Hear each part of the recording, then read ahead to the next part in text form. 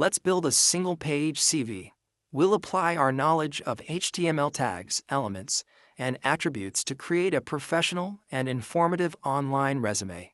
This project will also introduce us to the importance of text content elements in effectively presenting our skills and experience.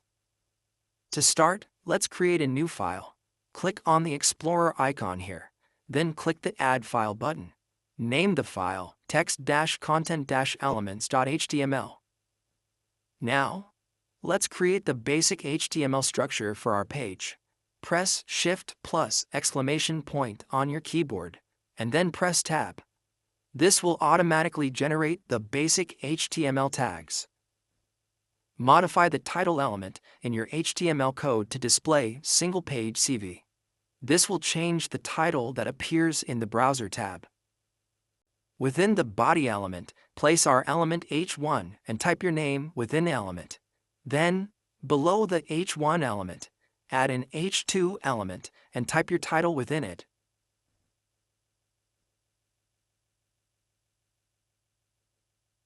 Let's preview our changes by opening the HTML file in a web browser. Right-click on your HTML file here and select Open with Live Server. To make it easier to see the results, let's position our browser and code editor side by side. Position your code editor and web browser windows on your screen so they are adjacent to each other. Placing your code editor and web browser side by side significantly enhances your workflow. You can instantly see the results of your code changes within the browser, making debugging quicker and improving your overall development speed. You can hide the file sidebar by clicking the Explorer icon in the top left corner of the Versus code. As you can see on the web browser, the text of your name within the H1 tag is significantly larger than the text of your title within the H2 tag. This reflects the intended hierarchy in HTML, where H1 is the highest level heading and H2 is the second. While this adheres to the standard, you might consider adjusting the font sizes using CSS to achieve a more visually appealing and balanced presentation while still maintaining the semantic meaning of the headings. If we continue this hierarchy with H3, H4, H5, and H6, then each containing the same text, the result shown on the browser clearly demonstrates that each level becomes less prominent. This structure helps readers understand the organization of your content and makes it easier to find the information they're looking for. Now, let's erase the H3 to H6 elements for now. We will then create a new element, H3, with the text skills. Below this, we create a paragraph element P and giving some text within. If your browser doesn't automatically reflect the changes you make in your code editor, you need to refresh the page to see the updated content. One way to do this is by clicking the Refresh or Reload button here. Let us create another paragraph element that includes your school name, location, degree, and one of your biggest achievements in school. Then, create a separate section below the paragraph element that displays the same information, but this time use the pre tag.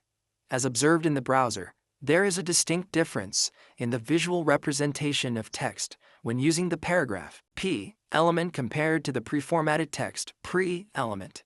While it's possible to style both elements with CSS to achieve a similar appearance, the underlying behavior and intended use cases remain distinct. The P element is designed for a flowing text, with the browser automatically adjusting line breaks and indentation for optimal readability. The pre element, on the other hand, is specifically designed to preserve the exact spacing and line breaks as written in the HTML code, which is crucial for displaying code, poetry, or other text where precise formatting is essential.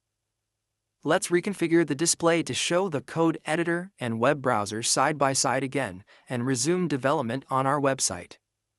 If your code editor displays lines differently than mine, you can usually adjust this by navigating to the View menu and selecting an option like Word Wrap or press Alt+Z. I will create an Experience section using an H3 heading. Below the heading, I will include a paragraph P to describe my job title and company. Then, I will use an H5 tag to display the dates of my employment. Finally, I will create an OL tag or ordered list tag to outline my key responsibilities and achievements, with each responsibility listed as a separate using li tag or list item tag. Following the experience section, we can create a certification section using an H3 heading. An H5 subheading specifies the certification provider, freecodecamp.org.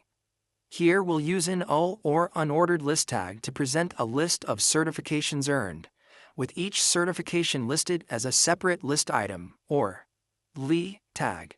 The order of certifications in this case may not be as crucial as the order of experiences. Congratulations!